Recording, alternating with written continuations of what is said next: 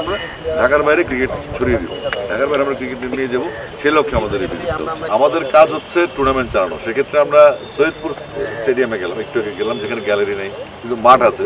তো এজ লেভেলের জন্য 55-60 ইয়ার্সের যে মাঠটা প্রয়োজন সেটা কিন্তু আছে। আপনাদের সাপোজ নীলফামারীতে 5টা উপজেলা আছে, 5টা উপজেলা কিন্তু অনেক 6টার মধ্যে একটা সাপোজ বললাম একটা মিনি স্টেডিয়াম থাকে ওখানে বা মাঠ থাকে।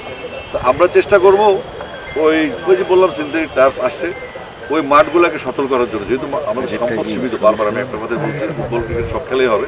তো সেক্ষেত্রে আমরা, আপনারা যারা এখানে সার্চিংয়ে আছেন, জেলা ক্রীড়া সংস্থায় আছেন, ক্রিকেট সংস্থায় আছেন, সার্চিংয়ে থাকতে হচ্ছে এই মাঠটা কাজে লাগানো যায়, এটা আমাদেরকে নোটিস করলে আমরা সেখানে টুর্নামেন্টের জন্য উপযোগী করে দেবো মাঠটা।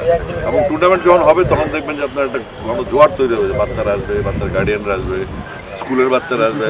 আমাদের যে মূল সমস্যা এজ লেভেলে সেটা হচ্ছে একটা সময় আসে তারা খেলাধুলোটা করে না।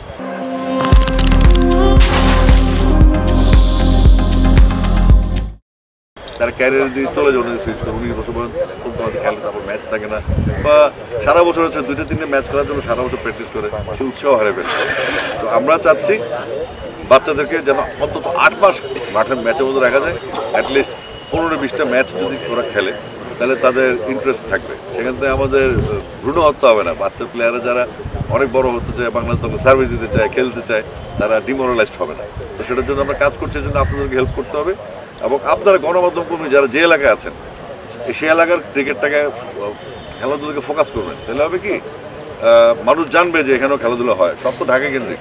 তো আমাদের ক্রিকেট পূর্বের, মানে আমাদের ক্রিকেট বসের মূল কথা হচ্ছে আমরা ঢাকার বাইরে ক্রিকেট ছড়িয়ে দিব, ঢাকার বাইরে আমরা ক্রিকেট নিয়ে যাবো, সেই লক্ষ্যে আমাদের এই ভিজিটটা হচ্ছে।